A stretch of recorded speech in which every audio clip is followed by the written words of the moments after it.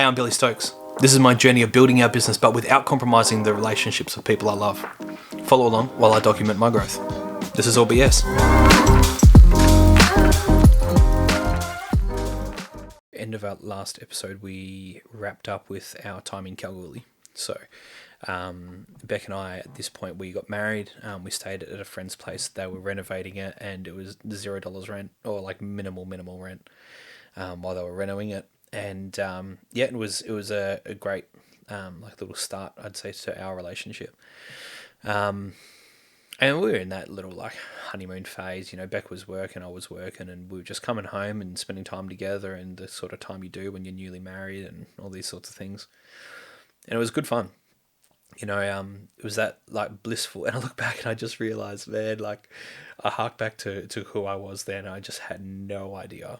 You know, like you think you know who you are and you don't. You know, you really don't. And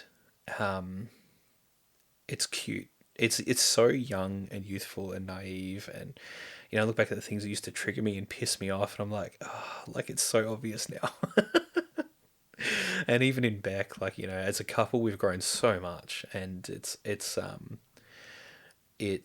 cute to look back to who we were. So anyway, so we're at that stage of our life, and we didn't really know what we were doing. We didn't know where we wanted to go, but we just knew that right now it was about us being a couple, and for the most part, that was really because of what a lot of other people had said to us. So we wanted to spread our own wings and do our own thing. So we shot off to Melbourne, and we moved in with my auntie. She was living in Toorak of all places at the time, which was awesome. And so I took all my photography gear with us, and my intention was to start working in photography. Melbourne was kind of known as the arts capital of Australia, both with respect to culinary and digital or visual arts. So that was our intention, was that we wanted to go and really hone in our skills. Fate took a different turn when we got there, and it's funny because I look at the time, it's just like, how, why, whinge and moan and curse God and all these sorts of things, and hold your fist to the sky. But I look back now, and it's all part of the journey, which is, I just think so. I was talking with a friend today just about the act of surrender, and that I think that real freedom is found in surrendering diligently.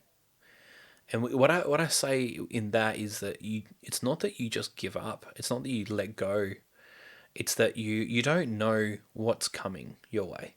And whether, some might believe in, the universe or God or your higher self or whatever it is, I believe there's some kind of force or deity out there. And when I think around it, to me, with my upbringing, using the term God makes sense. But I hear people talking about the universe and your higher self, and everyone's just trying to sing the same tune. They're just using a different, or dialect, if you will. And like, everyone's kind of reading the same play. It's pretty close. They're pretty similar. And I look back at these like roadblocks that we had and these hurdles that we had, and what I'm referring to in this instance was that it had about $6,000 worth of camera gear, and this is going back about 15 years. So it was, for its time, it was definitely really good gear.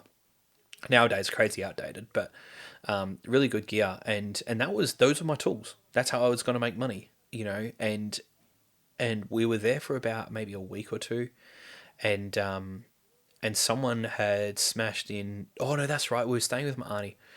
We were there for about 3 or 4 weeks, and it was we packed our car, and our car was parked on the verge, and the camera gear was not in sight. It was right down the very bottom. Had all this other gear on top of it, and we had found a rental, packed all our stuff in it, and then the night before we were going to leave, someone smashed the window, pilfered through all our gear, and pinched all my camera gear. And man, I was just gutted, absolutely gutted. And I thought, my problem solving came into play, and, I was like, okay, like there's got to be cameras around here. People must have seen. And so I started asking some of the neighbours, and I got a bit of a mixed reaction. Hey, like, it's, I think that was our first time we're like, oh, like this is what the real world's like. Because like, in Kalgoorlie, people are like, yeah, like we'll give you a hand, yeah, no worries. Like Kalgoorlie is this such like eclectic place, where so many people don't have family, and so your friends become your family, and so your family might become, that guy walking past, or might be the guy you're having a beer with, or the person at mum's group, or whatever. And that certainly wasn't the thing in Melbourne. Oh, sorry, it wasn't the thing in Toorak. Broadly speaking, Melbourne, but specifically in this case, Toorak. And apologies if this goes counter to somebody else's experience, but this was certainly our experience. And what happened was, well, perhaps how I interpreted that experience. What happened was, I went around to all the neighbours, and I distinctly remember this one lady. She was so beautiful. I was chatting with her, and I was like, hey, this is what's going on, and she was just like, listen, I actually did hear a bang last night. It was about 2 a.m. My dog was at the window, and I thought the dog must have just heard someone, like it was like a car door shut or something like that. But in actual fact, they did hear the window smash. She didn't have any security cameras, but across the road, I saw there was this mansion. These guys were absolutely loaded. Well, they appeared to be loaded nonetheless. They had all the trappings of luxury, to say the least. And I remember they were just getting home, and so I went over to them. I was like, "Hey guys, listen, this is what's happened." And to say I got the cold shoulder would be kind. It was like I didn't exist. Like I remember they were climbing out of this SUV, like the woman and the man, and they just kind of ushered the kids inside and didn't acknowledge the fact that I was standing there. Like I didn't exist, and I just said to them, I was like, hey, like and I just was kind of like waiting for their thing, and I was for their response, and it was so foreign to me because I hadn't experienced that before. Yeah, it was really odd, and in the end, I had to just accept the fact that it was gone. And I tried to find my gear, and I couldn't find it. Like it was Melbourne, and yeah, so it was that was a rude awakening. So yeah, so then what ended up happening was I actually started.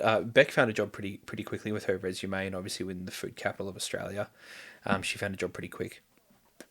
I tried out at a few places, and man, I was just in like I look back now, I was just in such of like highly strung fight or flight state, and I was just constantly just living in this perpetual future that just wasn't even close to being a reality yet. And all this like my gear's gone, I can't make money, rah rah rah. And I remember trying out for this studio. There would have been some good experience, I think. And it was just this like there was like 8 or 9 other people there, and man, you really had to put on a show. Like really, it was about sales, not photography. Like it was crazy. And I remember just breaking down in front of the guy that was doing the interview. I was just like, mate, like, here's my situation, blah, blah, blah, blah. And I remember like finishing, and Beck, oh God, she's such a good woman. She was like the interview slash trial sort of thing went for like 2 hours, and yeah. And so we all, I got in the car, and I was just depleted. Like I knew after that, I just needed, really ultimately what I was looking for was someone just to hear, just to listen. And I think if I had the skills I have now, I would have been able to listen to myself, but I just didn't.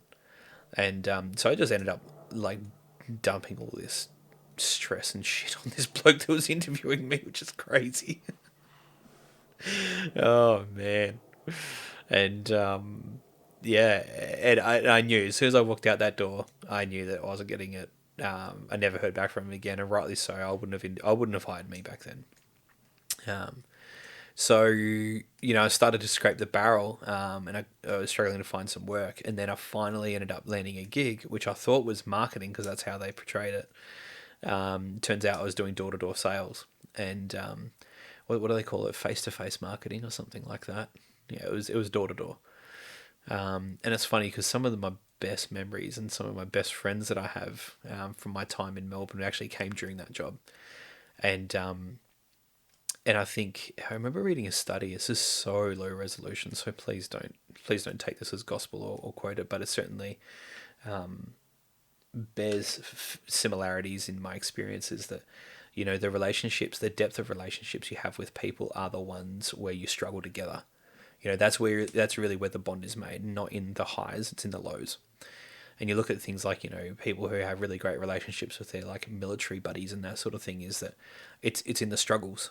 That's really where they make it. That's really where the bonds are formed. It's when you're down and out and someone's there right beside you. That's when you know you've got friends. And door to door was not glamorous at all. It was hard work, and it was. We ended up in a class action against the company that we were working for, and I don't even know if there's like, you know, gag orders or NDAs or whatever that we've signed in this class action. But obviously, I'm not going to speak too much about it. It was just when we were working like 70, 80 hours a week. I remember this one time it was a Saturday. Yeah, I just finished the 6th day. I think I clocked like 80 something hours. We were driving a lot, right? And we were contracted. We weren't employed. We were contracted, which meant there was no like base salary. There was no minimum or anything like that. You got paid what you made. And so some days you'd make like $80. Some days you'd make like $1,000, and it was gnarly. You know, you certainly learn resilience. I'll tell you that for free. I encourage everyone to do face to face. You know, whether it's in shopping malls or something like that, purely just so you can learn how to get outside your own head. Yeah, because oftentimes I think people talk about being, oh, you know, I'm self aware, you know, or I'm self conscious. But no, you're not actually self conscious. What it is you're conscious of other people being conscious of you. And there's a big, big, big difference, you know, between self conscious and being conscious of others being conscious of you. Is when you, in my mind, the difference is when you assume that others are making judgments about you, when in actual fact it's only you making those judgments. And you have to get that out of the way, you know. And I find that putting yourself in a position like door-to-door sales is good. My caveat to that is have an end game and know exactly whether it's a timeline or whether it's a certain skill set or level of comfortability, but only go into that with the intention of this is my point that I'm exiting, and I'm exiting when I get there, and then do it. Because I swear to God, those guys, they're master salesmen, and they are really, really good at keeping you in. So yeah, so anyway, so we did that. So by that time, Beck was working at a really, really, really good restaurant. Like, you know, Beyonce would eat there, and Russell Brand, and all these sorts of, like, you know, she was sous chef for this restaurant and did really, really well there. Yeah. The sorry, it kind of threw me off. What I was going to say was, she did really well there, but unfortunately, I ended up getting her fired. God, I was such a mess. Oh, so there was this guy that she was working with, and he was just a pain in the ass. He was an absolute pain in the ass. What ended up happening was he ended up, out of frustration, he hit her at work, and he was best buddies with the owner's son, and I found out about that, and Beck was crying, and luckily for us, one of my friends was living with us at the time, so we took her home. No, so what happened was she was telling us this, so we went to the back door of the restaurant, and we told them, oh, we want to see this guy. And they're like, oh, what's that about? Instantly on the back foot, already knew what was going on. And I could see him in the background, looking over the head chef's shoulder. I could see him in the background, just kind of like slinking and just spineless. Fuck, spineless. Yeah, and we were gonna give this guy an absolute hiding. Anyway, he wouldn't come out, and I was just like, all right, no worries, we'll come back at close. We came back at close, which is about midnight. So we dropped back home. My mate and I, we came back to give this guy a flogging. And the restaurant was shut, had been shut for quite a while. And then we were told we were never allowed back, received a cease and desist. Whatever it is, restraining order, I can't remember, whatever the one is that doesn't let you enter or come within a certain radius. And yeah, and said, because of my actions, effectively Beck being there as a liability. And this is the crazy part, is we didn't even get to have that conversation. I didn't even get to have the conversation with the guy, and all that ramification happened. And to me, that's evidence that he was in the wrong. He knew he was in the wrong. So I'm glad that Beck finished there, but I know for her that was a pretty big thing, because she'd never been sacked. Had I been sacked by that point? I don't know if I got sacked. Yeah, but to me, I was like, yeah, whatever. Like, you're a dog, Yeah, so that was funny. Unfortunately, Beck's career at that restaurant, albeit a great restaurant, albeit she was so good. She is so good. Yeah. So anyway, so that was that. A little side note, sorry. I just remembered it completely derailed my train of thought, so I thought, I might as well just dive into that. Yeah. So anyway, so going back to sales, so I was doing that for about 12 months, and some days I did really well. By the time that I left, I had a team of about 8 or 9 people. It swelled to 12. By the time I left, that I think I had about 8 or 9 people within me. Within me, that's bad. Within my team, under me, and and learn some really, really great skills. But ultimately, the issue became that, when I first started, doing the sales, I needed to put food in my mouth. I needed to put food on the table, pay our bills, and all these sorts of things. And and like we said, there's no family fallback. There's no one there to rescue you. You make your bed, and now you lie in it. And I was in the middle of making my bed. But there came a point where all our primary needs and all these sorts of things were met, and now I really needed to. Well, it was just out of alignment. Hey, like I really struggled to sell what we were selling, and my conscience started to really bear down on me.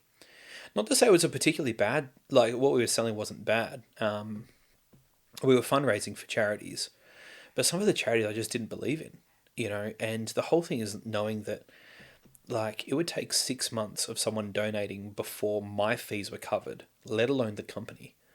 So that was the real big problem for me, was that, okay, like, for a while you're willing to turn a blind eye because you need to keep food in your mouth, but then there comes a point where actually it is too much, and it does go on for too long, and in the end I just ended up saying, like, I'm done. Like, I can't keep doing this. And I remember when I quit, everybody who had left before me said, man, we were shocked. Like, we thought you were in for the long run. And I think at the time, like, they paint this like rosy picture of, millions being handed out. And I remember going to like a work conference, and one of the like VPs, got like $1 million check or something like that. It was crazy. And, so they paint this picture of a better life. But it's all smoke and mirrors, man. Like, who you have to become to get there, it's not healthy. So we ended up packing it in, and I ended up getting a job. I can't remember if Merca was first. I think Merca was first. I ended up getting a job with a place called Merca Tolano, or Merca at Tolano. And it was a restaurant which used to be part of the group that Beck used to work for. And I was front of house. It recently got sold to this guy, and man, just like I was so just like angsty youth, hey, like. But I'll be honest, like, I was really, really proud of how well I did. It's just like, managing my own shitty attitude was just the biggest problem. But skills wise and learning wise, like, I did really well. At the time, no one really knew what the future of the restaurant was. So the two girls that were managing front of house and all that, they'd already booked holidays and they were going. So I had 2 weeks to, never been in hospitality before. That's right. So Merca was first. So never been in hospitality before. I really had to, everything. I had to everything. I had to understand, okay, well, luckily I already knew people, which was good. And I knew how to sell, which was great. So then the thing was, like, now I could actually believe in what I was selling, which was a huge learning curve. Like, it was so easy to upsell people because, like, people would order this dish and I'd say to them, hey, like, listen, this wine goes really great with that. You know, would you like this? Would you like a bottle? You know, and people would be like, yeah. And so, like, I know, man, I made that restaurant a lot of money. And to go from green, having no experience, to, you know, in 2 weeks, I have to be able to run the floor on my own. And, yeah, and I did. I ended up getting sacked. So if I wasn't sacked before then, it certainly was. What ended up happening was that, you know, the head chef had a big ego. I certainly had a big ego. What ended up happening? Oh no, that's okay. Sorry, I thought I lost it. What ended up happening was, you know, with the transition to the new owner, there was still a lot of like, there were a lot of systems that were unstable, and so I remember I took the wrong dish to a table, and I brought it back, and Brad was this chef's name. Really short guy, really dry, fiery, you know, Gordon Ramsay wannabe, and I remember I took this dish back in, and I put it on the pass, and I was pissed off because I took it to the wrong table, like big whoop. You know, so I looked at all these dockets that I knew had gone out and that hadn't been spiked, and I spiked all these dockets, and he turned to me, he said to me, he's like, Billy, like, or something to the effect of, Billy, your job's out there, not in here, like, or, you know, what are you doing in my pass or whatever, and I snapped back at him. Because to me, I just didn't buy into the whole yes chef hierarchy. I was just like, that's just pretentious shit. You know, I kind of get it now, but still, I'm like, it's just pretentious. So I just refused to call him chef. I called him Brad. Which, oh, just pick your battles, hey? That wasn't one I should have picked. So, yeah, so I mouthed back to him, and this is in front of everyone, mid rush, right? Mid service. And I just said to him, I was like, I'm tidying up your pass, Brad. Spike. And then I knew where to take this dish. So I remember I took the dish back out. And then as I was coming back into the pass, like, I felt good because I showed Brad. And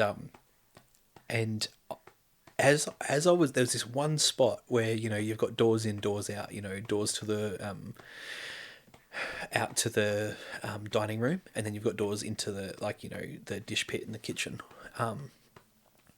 and there's this one spot where, like, no one can really see you, none of the cameras see you, none of the staff can kind of see you either side, and I remember here I was feeling good about myself. I was like, yeah, just showed Brad. Sorry if you can hear the background with the little one. Yeah, and here I was smiling, right? And here's this guy. He was up to about my chin, like a real short guy. And he comes in. He grabs the scruff of my neck, pushes me up against the wall, and he says, "If you ever speak back to me like that again, Billy," and I can't even remember that. That's all I heard. Like, that's all I remember. If you speak back to me, right? And I'm looking at him because he's got such a dry sense of humor. I thought for whatever reason he was having a laugh. I thought he was joking. So I'm like this, like not phased. And then I realise what's going on, and I click. And just instantly, my first thing was I just grabbed him up by his neck here, pushed him up against the wall, and I just lifted him just enough that I could feel his toes, like, you know, trying to, like, hit the ground. And I said, "You ever effing touch me again, Brad, I'll fuck the fuck out of you."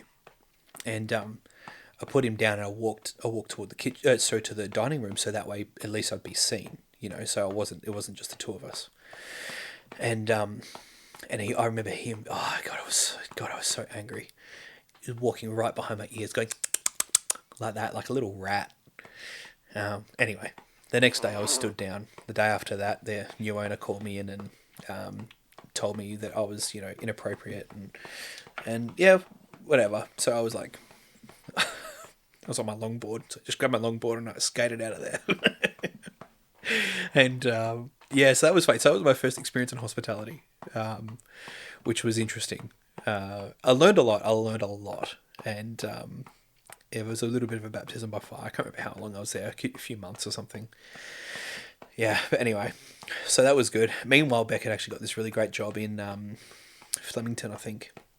I think that was after that. You know, so yeah, it didn't take me too long, and I ended up finding another job working for the guys at Hunky Dory, Jim. I can't remember the other guy's name. Yeah, and that was really interesting. That was more like, chain, more like very, very systemized. And Robotus, that was his name, Jim Robotus. And I want to say it was another J, like John or. No, I can't remember. Anyway, yeah, so these two brothers, one of them like owned the whole franchise, I guess, if you will, chain sort of thing, and the other one, well, just he I think he owned two at the time or one at the time, but so that was really interesting. My time there, I remember, it was while I was there, I met two people, actually no, three people that really stick out, four now thinking about it, as customers, and it was this real melting pot, hey, because it was in South Yarra, so there was one of them was oh god, he was a sergeant at arms for the Banditos, really big fella, kickboxing or Muay Thai background. He owned the tattoo parlor just down the road. I can't remember his name. Toby Mitchell. Toby Mitchell. And so here's this guy. He keeps coming into the this just joint hunky dory. He's got his whole entourage, and I can't remember one of the Richmond players. Anyway, he was forever getting in trouble because he was hanging out with Toby Mitchell, and but they'd come in and eat, and I remember like he rocked up, and I had no idea who this guy was. So I'd been serving him for weeks, and and looking at his wrist, and he had this Rolex. I was like, oh mate, like nice watch. Like I knew the brand, I didn't really know how great they were, and I'd be talking about his tats, and he was the nicest guy, like totally cool. Like he would always be really welcoming and really happy to chat and talk. And sorry if you can hear the grunting. It's just the young one. Yeah, happy to chat and talk, and he was really really friendly. And I remember one of the staff was just like, hey, like you know who that is, hey? And I was just like, no. They're like, oh, that's Toby Mitchell. I was like, who's Toby? And they were telling us, and like, oh, okay, and started looking him up. I was like, oh wow. So it was really cool that like everyone else had this preconception of who this guy was and how they should treat him, and I just didn't have that. I had no context for who he was, and so I treated him as though he was just any other tatted up loaded bloke rolling in a Gallardo, actually rocked up in his Gallardo, and or Murcielago, whatever it was. Anyway, I know it was a Lamborghini. And I was like, man, this guy's done well for himself. No context. Obviously, like the naivety of religious background probably helps with that as well. And yeah, and so that was I really enjoyed his company. Actually, he was really like. Don't get me wrong. I have no doubt he's got a dark side, but man, like he was really nice to me. So yes, that was Toby Mitchell. Then there was this other bloke who I started getting to know. He would come in pretty regularly. And he was a chauffeur, and speaking with him, like he was such a gentleman, and one of the things that I learned from him was that like, not to say he's just a chauffeur, because that's certainly, I find that almost demeaning, but he would drive around, like high end lawyers, politicians and all these sorts of things, and he came from nothing, and the thing that I learned from him was like the power of who you surround yourself with. Because just by way of association, he had learned to hold himself and speak and present and look in a way that made him appear as though, and be able to hold his own around these, the upper echelon of society, or at least profession. And so that was really interesting.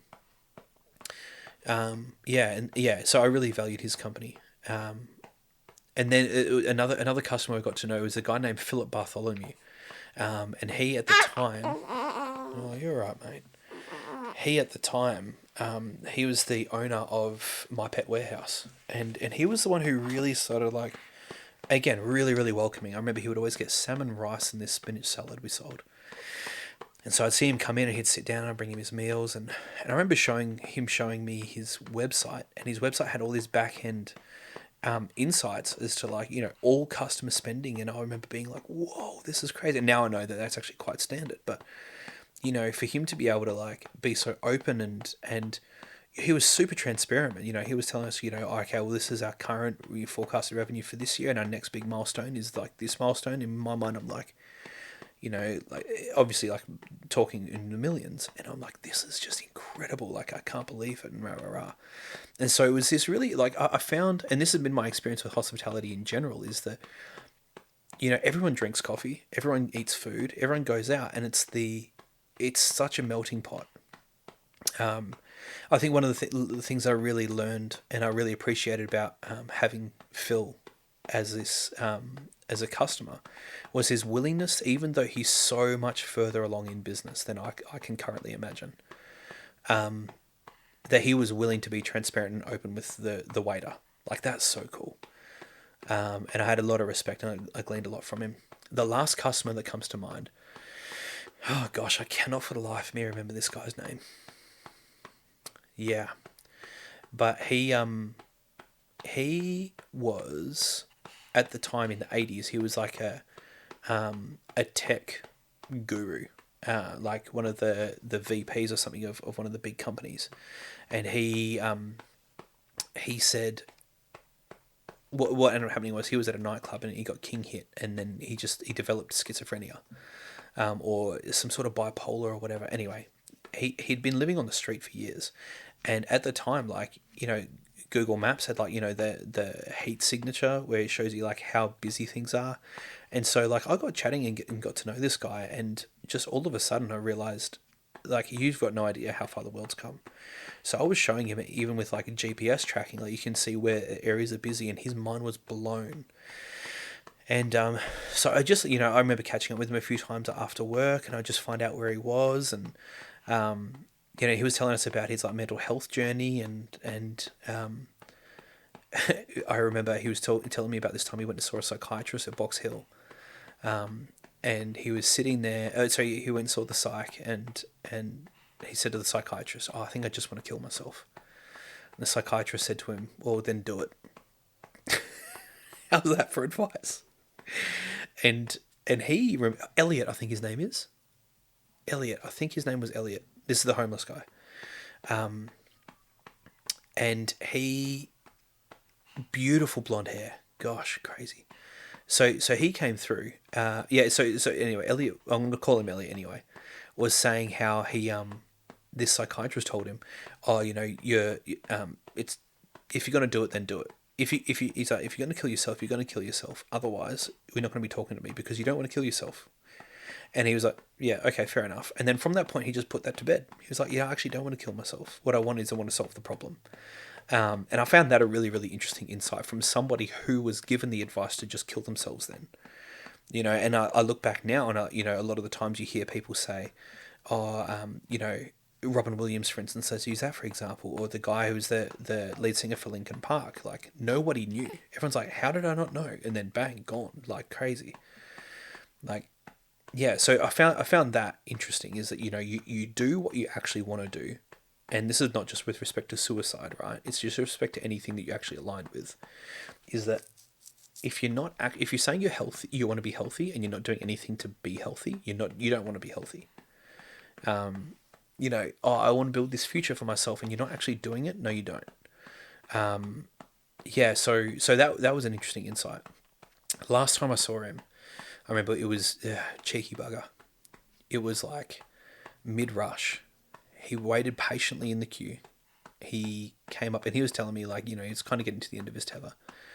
And I remember he came up, gave me, I think it was about like $50 or $70 or something like that. And he was just like, he's like, "Oh, Billy, thank you for everything." Gave me this money, and he turned and he walked very, very briskly out the shop. And in my head, I'm like, he's gonna go do himself in. Like, this is it now. And because I know he didn't really have anything, and he was giving the last of what he had away. And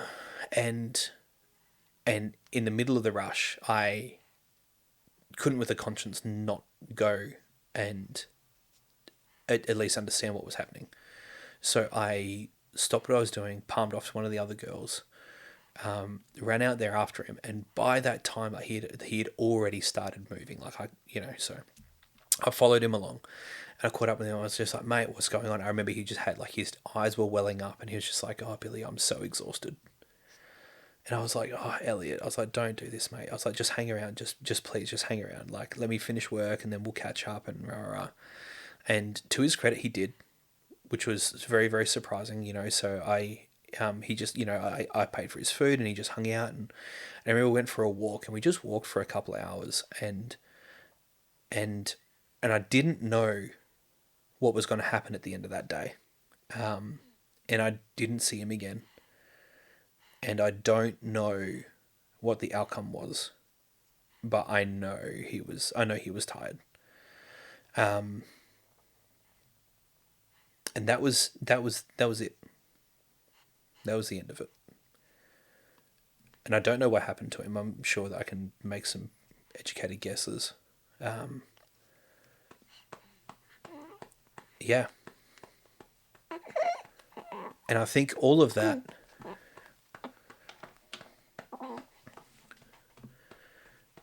when I think around all of this, it's like, the thing that I loved about hospitality was that it was always this opportunity to be able to like pour into the lives of these people. And, you know, like, it's,